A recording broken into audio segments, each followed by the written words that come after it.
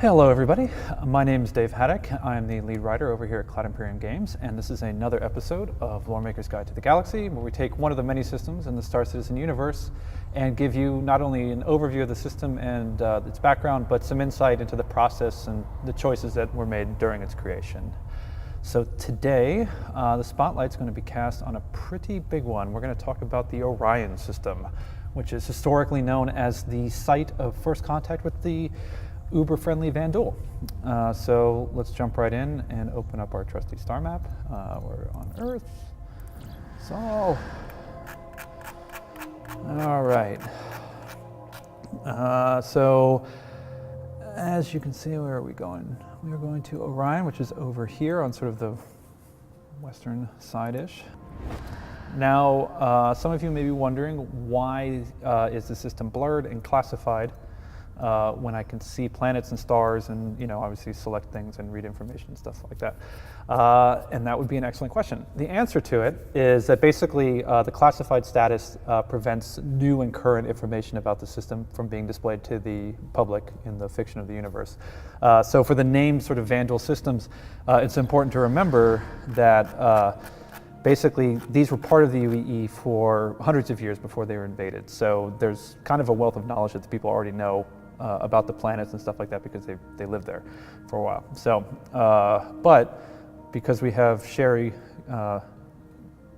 Guardian of the Galaxy, on our side, we're going to actually disable some of the things so it's a little easier to see. So hold on one second. And pazam! So now it's all gone.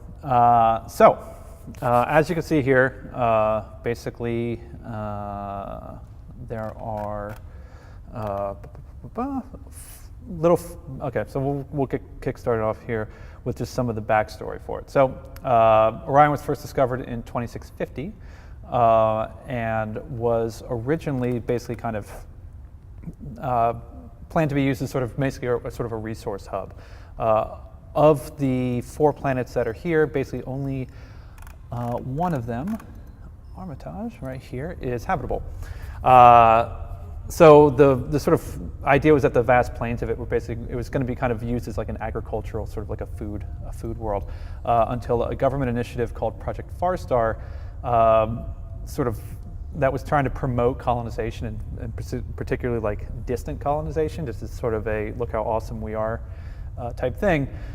Decided to put a bunch of money into developing the world, so it basically became like sort of a real breadbasket, which was super cool until 2681, when the Dell Township was wiped out overnight. So a small town got hit, and authorities basically had no idea what was going on. It was a sudden, obviously brutal attack that left everybody dead, except for one person who was unaccounted for.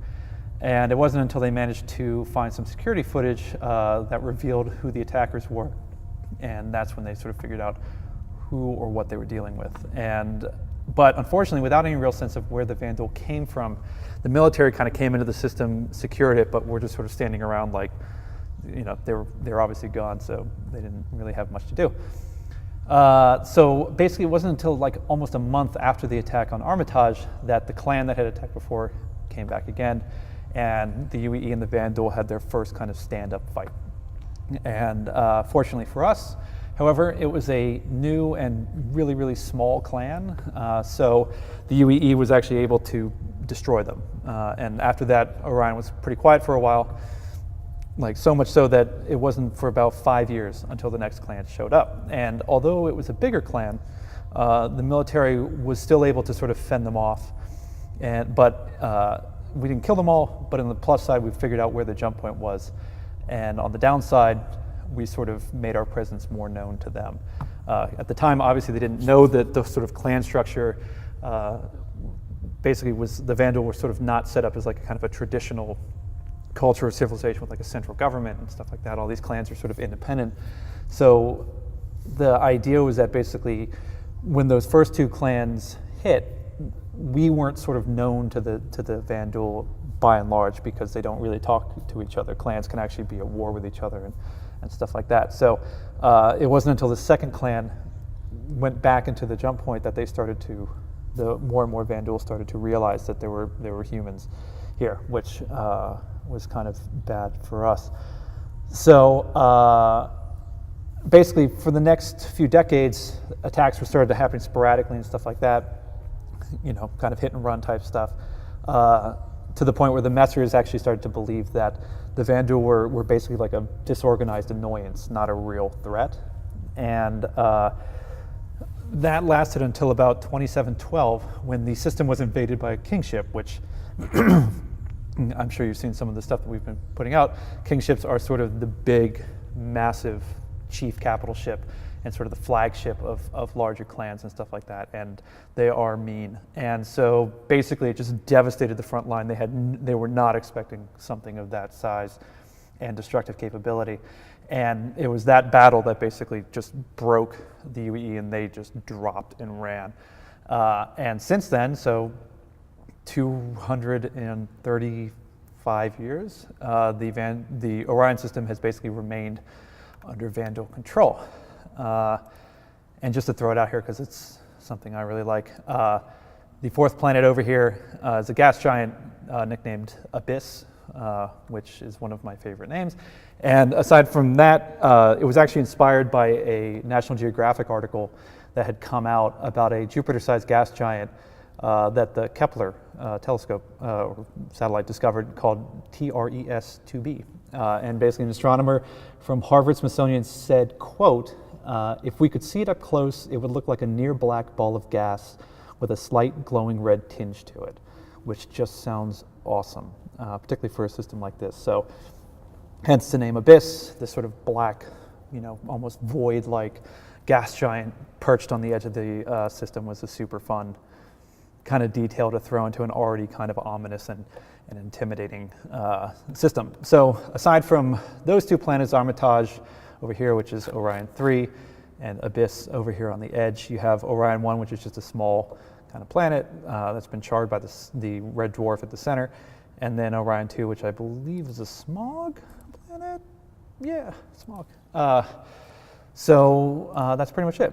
But okay, so to jump from sort of the in-fiction, lore background to it to some more meta background stuff, Orion actually was one of the earliest systems actually we had in the game. It was first mentioned in the 2681 time capsule, which was the Vanduul reveal, and we released the first system unlock for it at 3.5 million, and reviewing it for the section revealed that we actually need to revise that right up to bring it into the current lore, which I need to make a note to do. So needless to say, it's been around for a really long time. Sort of the appeal for this system, for me at least, was having a system that was sort of this war-torn, shattered remnant of human civilization, and that obviously was no more apparent than in the, I don't know if we can, we don't see it. That's right, because it's classified. In Port Conrad, which is the sort of prime landing zone on Armitage. And part of the plan, just to give some background knowledge, when coming up with these landing zones, particularly in the days when we were coming up with this one, because at the time, the Star Citizen universe was considerably smaller. It was actually, I think it was 40 some odd systems as opposed to the current 100 or so. But with all of them, you want to make sure that each one has a very distinct atmosphere and character to make it stand out. So there's something kind of unique and interesting and like a flavor to it that you can't quite get anywhere else. And it's also one of those things that you have to look at it from multiple perspectives too. So it's not only like what makes it visually distinctive, but what types of stories will you experience there?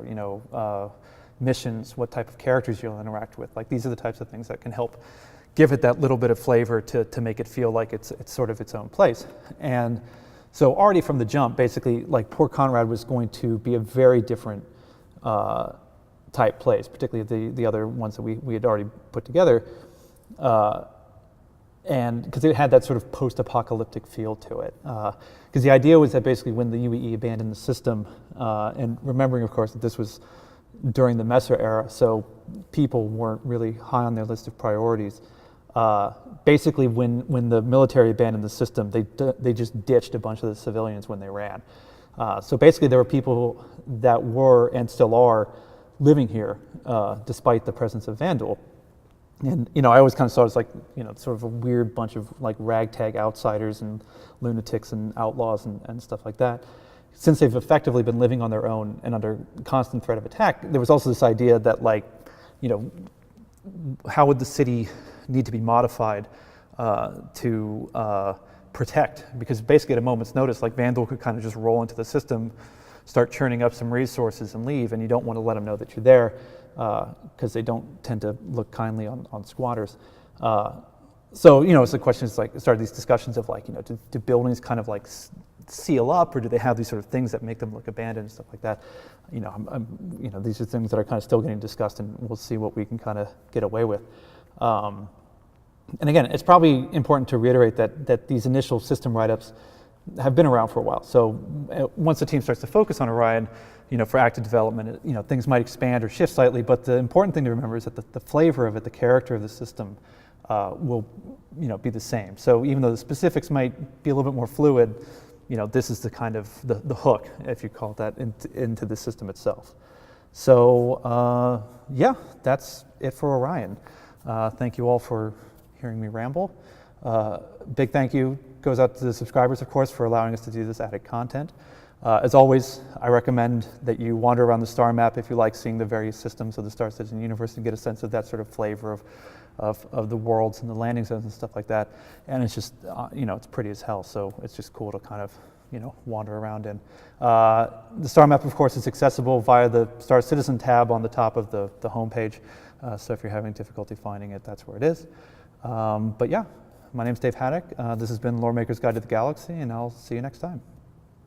Thank you for watching. So if you want to keep up with the latest and greatest in the Star Citizen and Squadron 42's development, please follow us on our social media channels. See you soon.